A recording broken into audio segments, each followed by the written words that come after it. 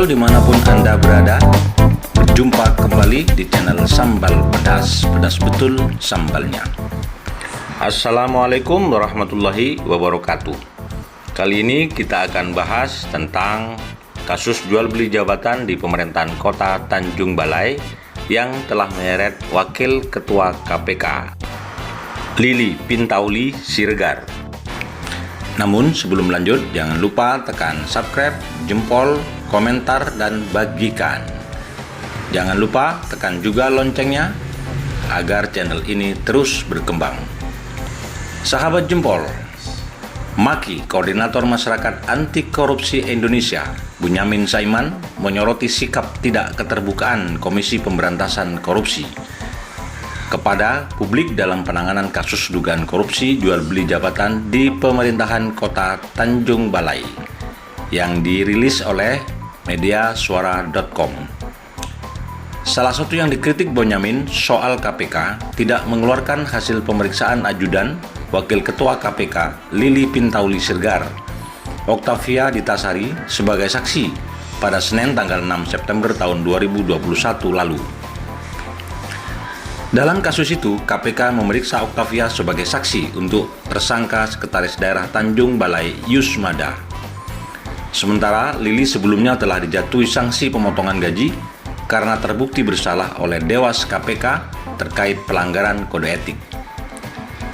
Bunyamin menilai KPK semestinya tidak memberikan perlakuan berbeda kepada saksi meskipun mempunyai hubungan pekerjaan dengan pimpinan. Sikap KPK yang tidak mengumumkan hasil pemeriksaan ajudan Ibu Lili mengindikasikan dugaan ada sesuatu yang coba disembunyikan. Meski saksi memiliki keterkaitan dengan Ibu Lili, seorang pimpinan, bukan berarti harus ada perbedaan perlakuan dengan saksi-saksi lain, kata Bunyamin saat dikonfirmasi Jumat tanggal 10 September tahun 2021. Bunyamin menyebut sikap tertutup lembaga anti rasuah sama saja mengkhianati asas transparansi yang sering disampaikan KPK kepada masyarakat. Bagaimana KPK menuntut pihak lain transparan jika dirinya malah tertutup? Kalau tidak salah, perbuatan ini bisa masuk kategori munafik, kata Bunyamin. Adapun KPK harus patuh terhadap asas keterbukaan sebagaimana diatur ketentuan pasal 5 Undang-Undang Nomor 30 Tahun 2002 tentang KPK. Dalam menjalankan tugas dan wewenangnya, KPK berasaskan pada kepastian hukum, keterbukaan, akuntabilitas, kepentingan umum, dan proporsionalitas. Keterkaitan Octavia diperiksa KPK diduga tak lepas dari pelanggaran kode etik Lili, di mana Dewas KPK telah menjatuhkan sanksi berat Lili atas menjalin komunikasi dengan Wali Kota Tanjung Balai M. Sahrizal untuk kepentingan pribadi. Tindakan KPK itu juga mendapat respon dari Indonesia Corruption Watch (ICW). Seperti ditulis oleh CNN Indonesia, ICW telah melapor ke Bareskrim Polri.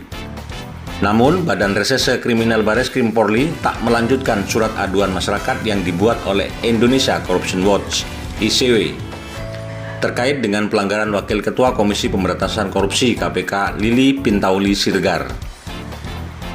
Direktur Tindak Pidana Umum Dirtipidum Bareskrim Polri Brigjen Andirian Jayadi mengatakan bahwa ajudan itu dinilainya sebagai ranah internal KPK.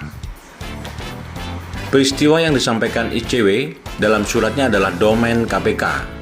Penyidik akan melimpahkan suratnya ke KPK, kata Andi saat dikonfirmasi oleh CNN Indonesia Jumat 10 September. Mengenai kasus suap itu, Tempo.co merilis Komisi Pemberantasan Korupsi KPK telah menetapkan Wali Kota Tanjung Balai nonaktif M. Sahrizal menjadi tersangka kasus jual beli jabatan di pemerintah kota Tanjung Balai. Dia diduga menerima suap dari Yusmada, pejabat yang melamar posisi Sekretaris Daerah Tanjung Balai. Dengan adanya bukti permulaan yang cukup, maka KPK meningkatkan status perkara ini ke tahap penyidikan pada bulan April tahun 2021, kata Deputi Penindakan KPK Karyoto di kantornya Jumat tanggal 27 Agustus tahun 2021. KPK turut menetapkan Yusmada menjadi tersangka pemberi suap.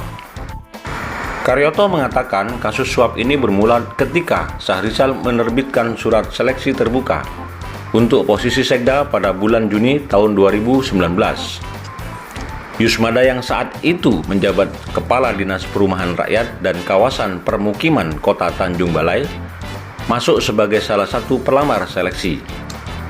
Setelah mengikuti beberapa tahap seleksi pada bulan Juli tahun 2019, Yusmada bertemu dengan Sajali Lubis, orang kepercayaan Syahrizal. Dalam pertemuan itu, Yusmada menjanjikan uang sejumlah 200 juta rupiah. Sajali kemudian menelpon Syahrizal. Syahrizal diduga menyepakati pemberian uang itu. Pada bulan September tahun 2019, Yusmada dinyatakan lulus dan terpilih sebagai Sekretaris Daerah Kota Tanjung Balai berdasarkan surat keputusan Wali Kota Tanjung Balai yang ditandatangani oleh M. Syahrizal. Setelah terpilih, Syahrizal diduga menyuruh Sajali untuk menagih uang sejumlah 200 juta itu. Setelah itu, KPK menyangka Yusmada menyerahkan duit itu ke Syahrizal. Kasus jual beli jabatan ini menjadi awal perkara penyuapan terhadap penyidik KPK Stepanus Robin 47. KPK mendakwa Syahrizal memberikan uang ke Robin untuk menghalangi perkara jual beli jabatan yang menjeratnya. Kasus ini juga menyeret nama Wakil Ketua KPK, Lili Pintauli Siregar. Lili diduga berkomunikasi dengan Syahrizal mengenai perkembangan kasus jual beli jabatan tersebut. Dalam berbagai kesempatan, Lili Pintauli membantah. Demikian sahabat jempol, sampai jumpa kembali di channel Sambal Pedas, pedas betul sambalnya. Jangan lupa bahagia, tetap jaga protokol kesehatan. Wassalamualaikum warahmatullahi wabarakatuh.